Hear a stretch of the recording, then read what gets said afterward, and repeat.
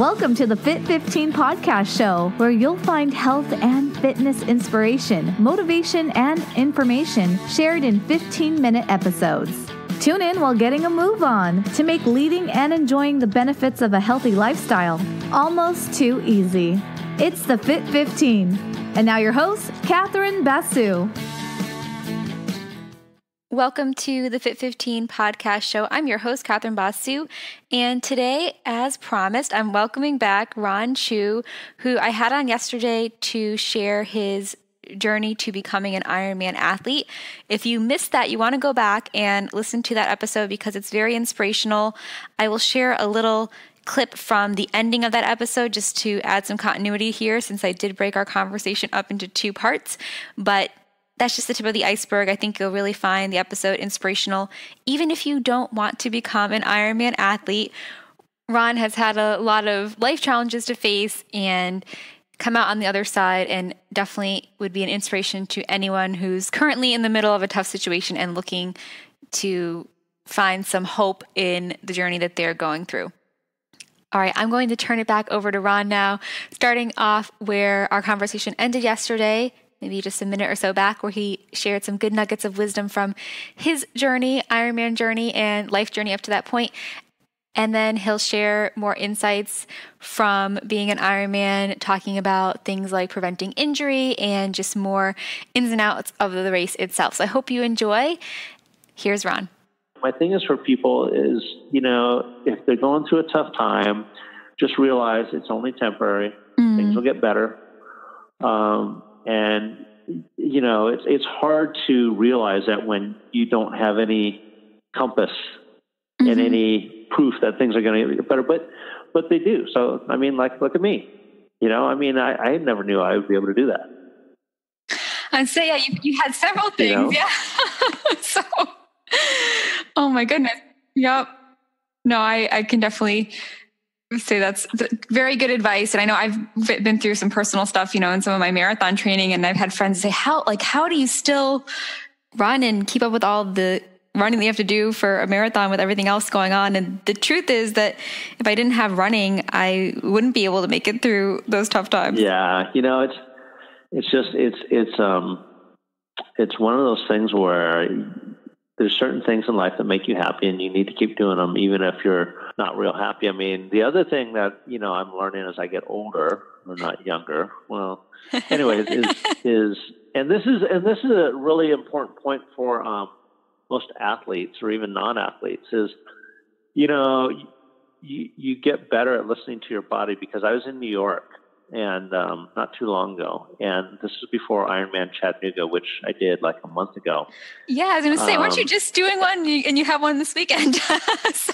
Yeah. It's funny. I was talking to Natasha Bodman, like 6-time Ironman world champion, and we were talking, and I told her I just did Chattanooga, and then we're doing Arizona, and she's like, "Oh my God!" She's like, "That's 6 weeks apart." She's like. When she raced Kona, the world championship, she goes, the one she did before that was 6 months before. Anyways, so,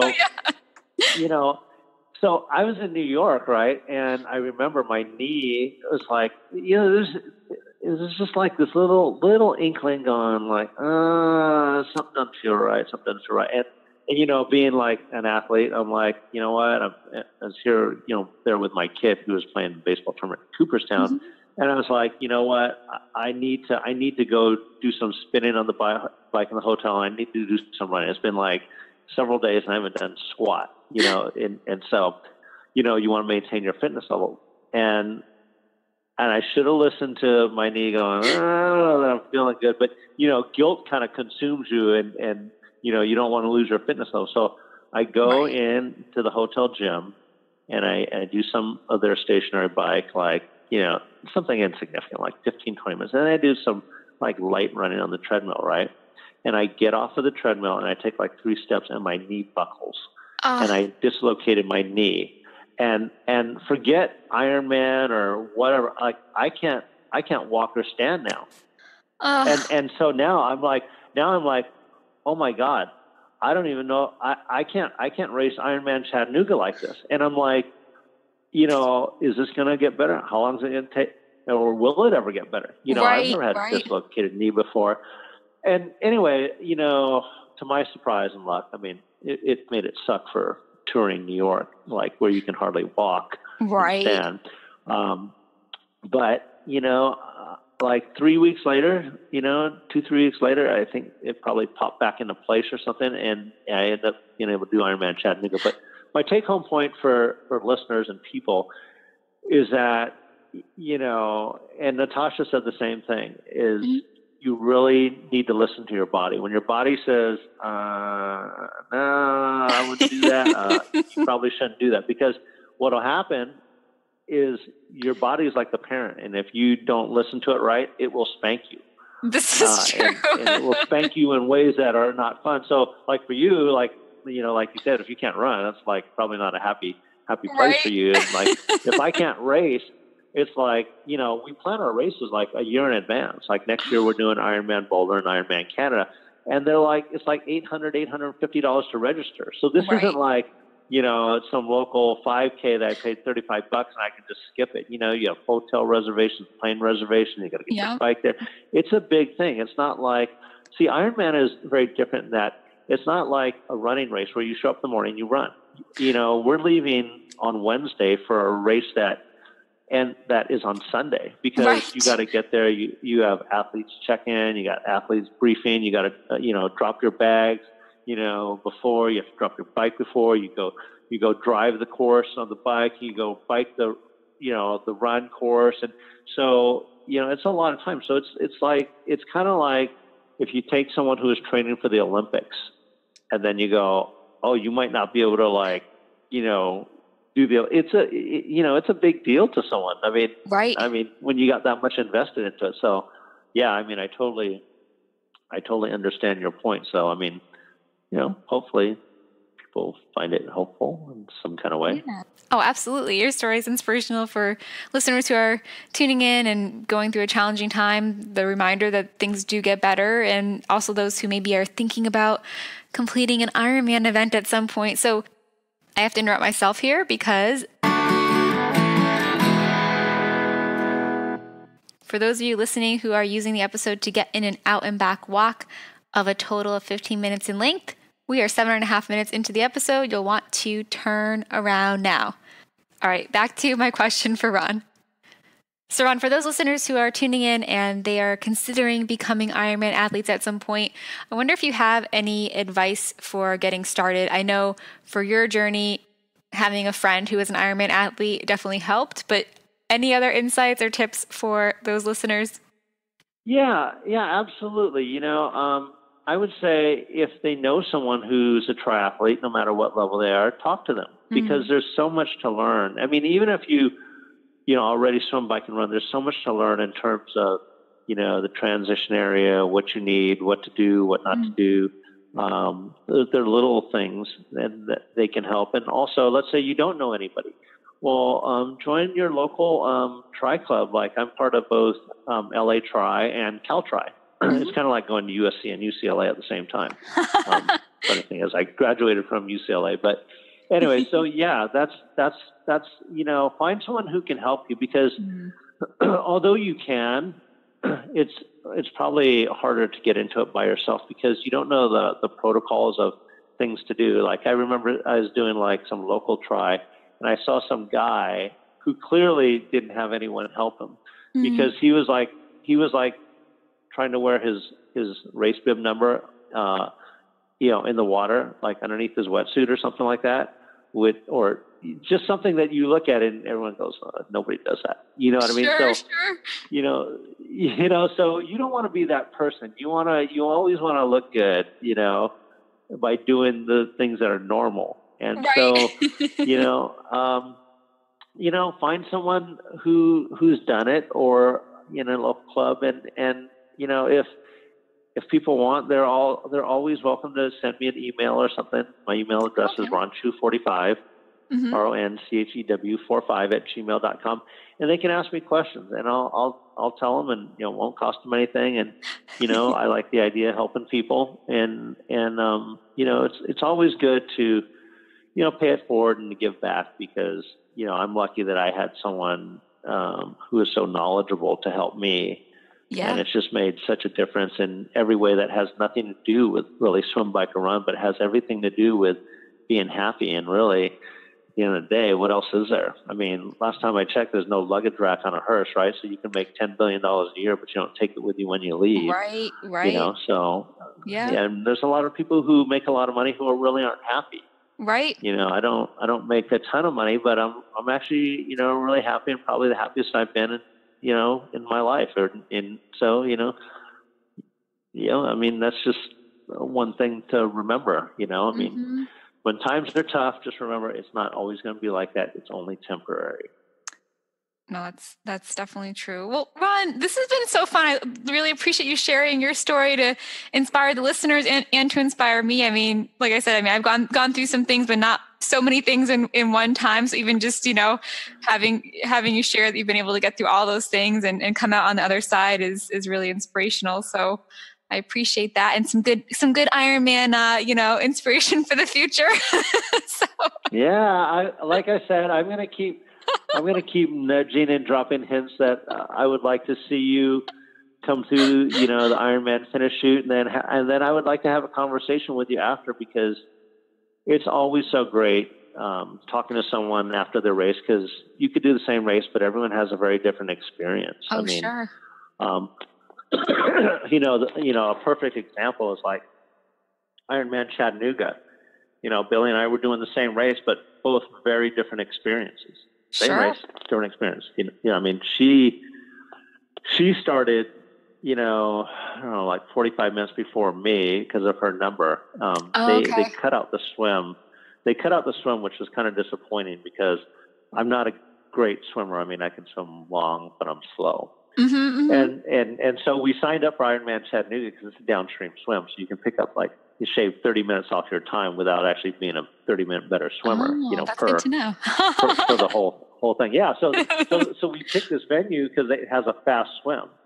Everyone says that. So we actually wanted to do the swim. Anyway, they cut it out. So she starts 45 minutes before me, and then I'm standing there because they're doing it by number, right? And it starts to rain on me, like me and the other guys, so like, oh man. And when we got there, it was like raining and pouring, which is also why they canceled the swim. I mean, the parts of the course were flooded. The E. coli levels were like 20 times higher than what's acceptable. And oh, geez. And my run shoes, you learn something new at every race, no matter how many you've done. And I was wearing my run shoes to athletes check-in. Well, it was so marshy in the grass that, my run shoes got totally soaked and they were sloshy, and you don't want to start any kind of a run with wet shoes. Right, that's right. Like the recipe for blisters, right? Anyway, I dried them out. But anyway, so back to the start, same race. She starts, and then, 45 minutes later in the rain, I start, but the rain lifted after like 3 miles. So, we're at like actually, no, I'll start with the bike. So on the bike, everything's going fine. It's a fast course. And at mile 50, my chain drops. I've never had my chain drop ever after riding thousands of miles in my lifetime. And it drops in the race. I'm like, okay. So I get off my bike and I fix it, get back on my bike, and I start riding again. And then a couple of times, the lid to my box that has all my repair stuff pops open. So I get off my bike and I close it. And then I get run off the road by this car.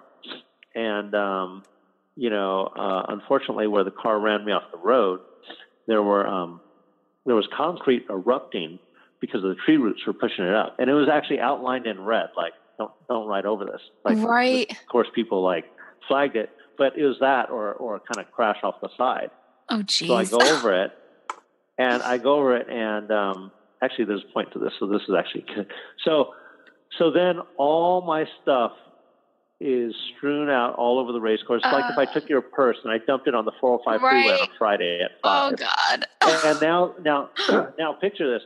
There's 2,500 bikes and racers on the course whizzing by, and I got to wait for them to go by to pick up one CO2 cartridge. All these bikes go by. Then I go back and pick up a tire lever and a tube, Anyway, long story short, it kind of messed, it kind of cut into my time.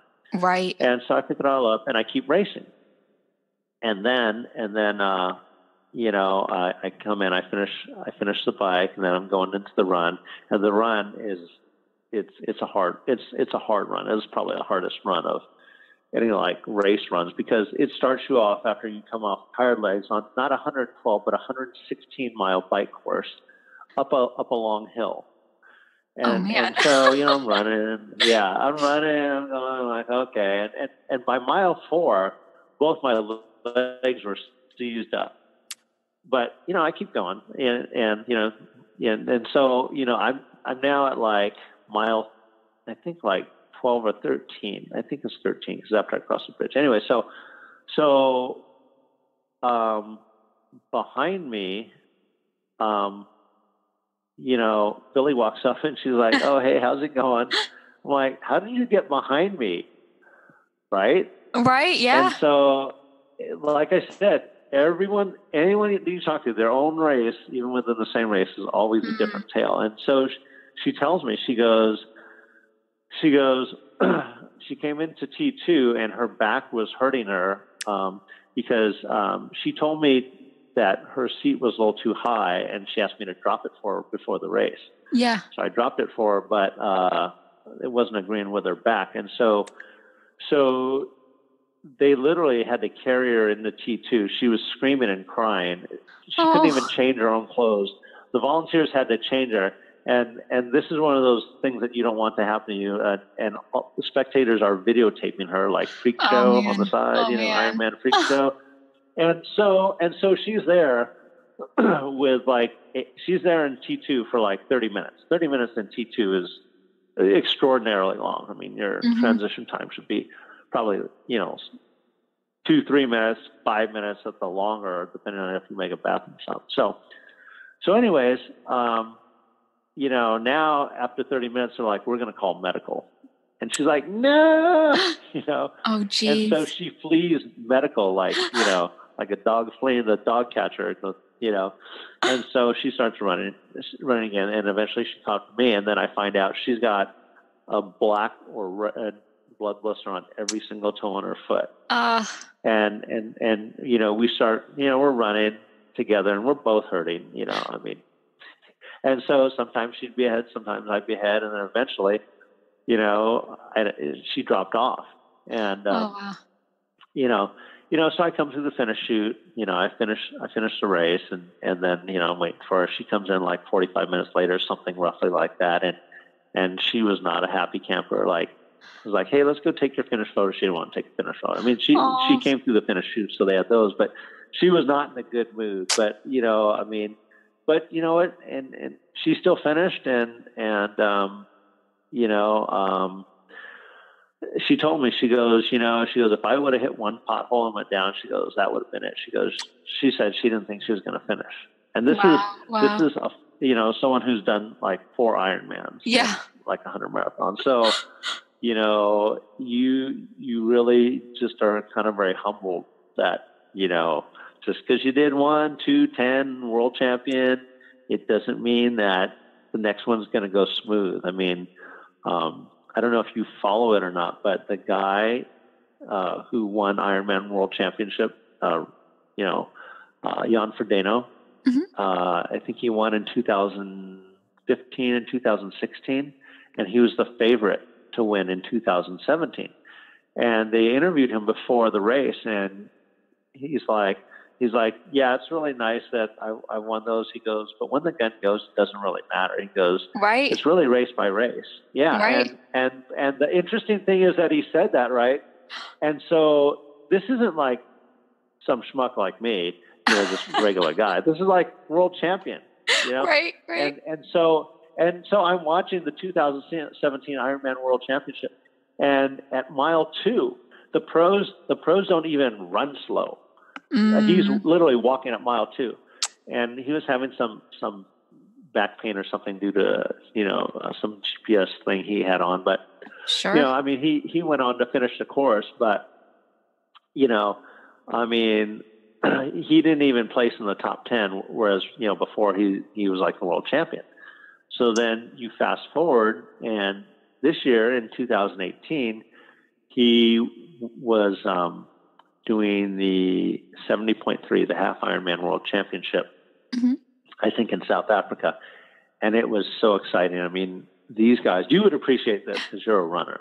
In fact, listeners, by the way, Catherine didn't just do the Long Beach half marathon I was doing. She took first place. Yeah.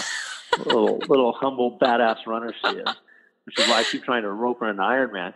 But so back to while we're talking about champions and winners, you in that group, Jan Frodeno's in the 2018 70.3 World Championship in Africa or South Africa, and they're running in the fives. I mean, they're flying, and they're like kind of neck and neck, and it's like one of the most exciting races I've seen, right? And so he wins it. I mean, if you have a chance you should watch the last 5 minutes or 10 minutes of Ironman World Championship, and he wins it, right? And so you're like, oh, and this is really kind of training for him for Kona, the World Championships, right? Mm-hmm.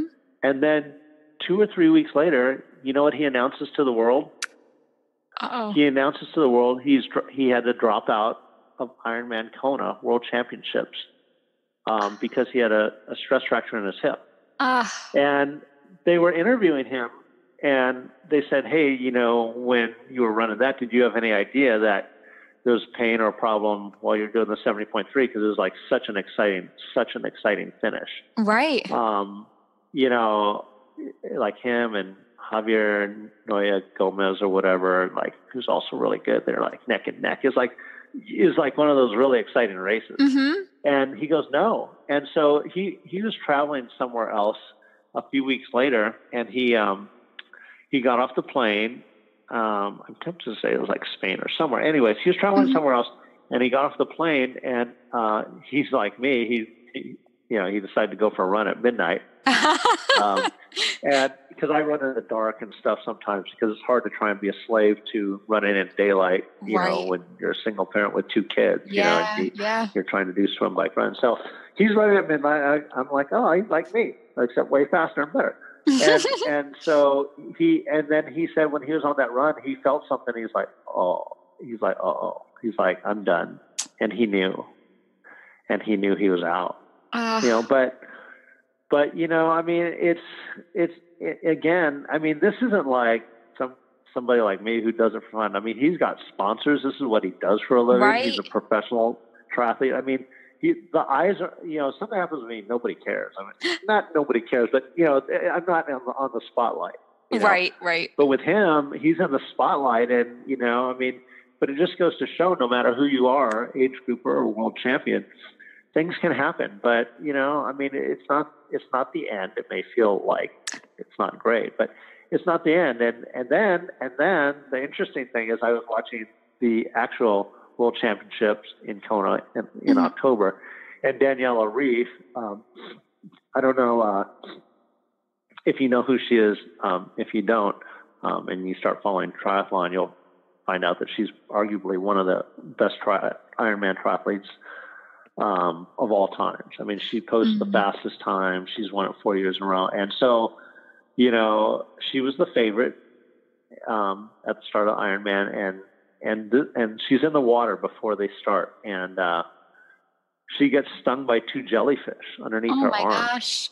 And she's on the swim, and she's like thinking of dropping out, and she's in a lot of pain, and she is having a hard time moving her arm. And so they're tracking all the female athletes as they come out, the pros, and they're like, where's Daniela Reef? Where's Daniela Reef? Well, she came out of the water 10 minutes after, the other women, right? Mm-hmm. And, that's kind of like not great. And she gets back on her bike, and she starts racing, and her bike is really strong. Anyway, long story short, she ends up winning, and they interviewed her, and they asked her what happened, and she told them about the jellyfish, and she said, she goes, I'm not going to lie. She goes, I was in a lot of pain, and I was thinking about quitting. And she's like, and she goes, I thought about Jan Frodeno and how he had his issue, the race, but he still kept racing and pushing, and he finished. And then she's like, I was thinking about all the little kids that are her fans. And, she's like one year or one event or race, like something happened or whatever.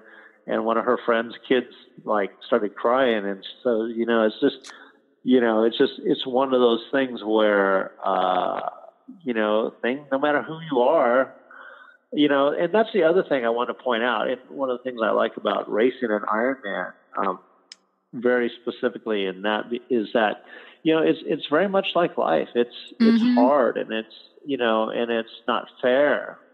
And that's my point is, life is not fair. Right. It's not fair that, it's not fair that, my chain dropped. It's not fair that some car ran me off the road. It's not fair that, Daniela Reef gets stung by jellyfish, or it's not fair that Jan Frodeno had pain and issues, but it's can you handle that adversity? Right. Do you have the mental strength and capacity? And that's what it's all about, and so my point is, whether you're a regular person like me or even world champion, you go in kind of very humbled, realizing that, hey, no matter who you are, things can happen to you, but that's the beauty of it. It's just like life. It's life in a day. In the course of your life, you have your high highs. You get married. You have kids. Whatever. Whatever. You have your low points. But it's like, how can you handle them? And it really all comes down to the physical part is the training, but the mental part is the forging you get through the process. Yeah. No. And that mental piece is so huge. I know, I'm not sure if you've read Dina Castor's memoir yet, but Dina Castor is our American women's record holder in the full marathon. And she... Wow. Yeah. And I actually had the honor of having her on the podcast. Wow. Yeah, she's really amazing. But her memoir is something that I think you'd enjoy, Ron, and that really speaks to this topic of the importance of positive thinking and one's mindset that can be gained from our training, but also that really helps our training. And I know for me, I always take out her book now right before I have a big race and try to channel her words of inspiration on that mindset piece, because while I did run in high school... Oh, so that's where it is. I was like, oh, that's where it comes from, because I knew you're a good runner, which is why I keep trying to push you into Ironman, because I think you do really well. But that mental piece, right? I was wondering. Yeah. I didn't just start running yesterday. But one thing, now that you have me on my journey, that I'll share that I think is really important that you also mentioned is just finding inspiration in watching other athletes before starting out in the sport. My whole running story just started by watching other runners. It started out with watching like a turkey trot and, as a kid, and thinking that was so cool because there are all these people out there in costumes. And then my first marathon, I'd run in high school, and I thought maybe one day I'd run a marathon, but didn't take that idea seriously. But then watched the Boston Marathon and saw Ryan Hall, running by and going at this top speed, and just all the excitement of that race. And that got me to want to sign up for a marathon. So I think there is that power of, watching other athletes and just kind of getting excited about it. So it's so inspirational. Yeah, absolutely. Absolutely. That's the other thing too for me, because some people will ask, how do you stay motivated to train? Because, you do have to train. It doesn't happen by itself. I really surround myself and my mind with everything triathlon. When I'm getting ready in the mornings, I'll have some, race on or something that, I have recorded, or something from, Quest for Kona. And I'll just have it playing in the background, even though I've seen it before, because, it inspires you. And then the other thing is one of the other pro triathletes was saying, because they asked them the same question, but I agree with it, is, once you get that taste of coming down the finish chute, well, him as a winner and me just coming down the finish chute, you love that feeling and you want to get it again, but you got to earn it, and so that's the thing. I think that, some people, they have a hard time staying motivated, day in, day out, but if you always have things on and you're surrounded by it, then it helps keep you in the spirit. You know what I mean? Sure. And I mean, the funny thing is, if you look back with you back then, before, you were running a lot, I mean, you would have never known that you'd be like this, really good runner. And, right. And who knows what else you could do. Yeah. But, I mean, you wouldn't have known if you didn't try. Right. No, that's so, true. Yeah. That's true. But that's great. So running and swimming and biking and all the above are really good things, and everyone should give them all a try. Exactly. Because never know which one's going to click with you, and hopefully one of them will bring you a little bit of happiness, just because. Yep. It's just So it's a great thing. Well, Ron, I really enjoyed, learning more about Ironman and your story. And it's definitely, I'm going to have to go watch one. That's kind of my trick before I'll ever be able to consider it. So I have to start finding one to go watch. Yeah, you can even just, what, I'll send, you're on FaceTime. I'll send you some stuff, and at your convenience, you can watch them. And, and you don't have to watch the whole thing. You can just watch snippets of it, and, maybe it'll speak to your soul, and maybe it won't, but you never know. But I could really see you doing really well, because you're a good runner. I mean, I think if you're a runner, it gives you an advantage, because let's say you're a swimmer. That's great, but really swimming is only 10% of the race, even though there's 3 events, because in total time that you're spent out on the course, the run is where the races are won. I mean, people in Kona have come off the bike with a 20-plus minute lead and still not managed to win. It's won by the runners. Yeah, and you're a runner. I definitely need a lot of help with the swimming, and swimming for sure needs a lot of help. But well, I mean, and that's okay. I mean, same with me. But the thing is what's funny is that when I first decided to do this, I literally swam 2 laps in the pool, like 25 meters, 2 laps of that, and I was like, I'm dying, and now, and now I can go out and swim like, 3.5, 4 miles without stopping. It's not a big deal. I'm not fast, but I can swim it, so sure. It just goes to show you can train to do anything. I mean, so don't ever count yourself out, because I think there's a lot of great things in store for you. And I like how, thank you. You kind of pay it forward, and you're putting it out there for people. And I think a lot of people will benefit from it, and be happier. I didn't tell you this before, but I hated gym class growing up. So the fact that my whole life has changed from finding running, I didn't think I'd have fitness be my career. If you told me that when I was in elementary school, I probably would have run away from home or something, like, what? I'm going to be working in a gym. But what a great career. Yeah. And by the way, you are always welcome to come train with me and Billy and the other triathletes. We're training all the time. I mean, right. Yeah. It's a full-time commitment. Going down to Bayshore. Yeah. Well, I mean, you're running already anyway, so you just pick up the other 2, but, so you always have people to train with, and, if you're not careful, you might actually have a little fun with it. I know, man. See, all my excuses are just being, knocked out one by one and talking to you. Yeah, it's possible. You could do it. And hey, you got people already banked that are happy to help you out. And, the tri community is very friendly. And, I tell that with everybody. I ran the Malibu half marathon last weekend to get ready for Ironman Arizona. And I was wearing my Ironman Chattanooga kit. And this girl comes up to me. Literally, she came up from behind and she tapped me on the shoulder. She's like, hey, she's like, did you do Ironman Chattanooga? I was like, yeah. It turns out, she's from Chattanooga. Her dad did the same race this year. And I told her, I was like, she just got done running the half marathon. I'm like, hey, I go, if you want to come out and train with us, you're always welcome to come out and train with us. And I'm like, I go, it would be so cool if you did a race with your dad. That would just be the coolest thing. Because in the back of my mind, I'm like, one day it'd be nice to race with one of my kids, Yep. Kind of like pie in the sky fantasy, but you never know. So, I just told her, hey, you want to come out and train with us? Yeah, come out. You're always welcome. And same thing with you. See? Well, Ron, you never know.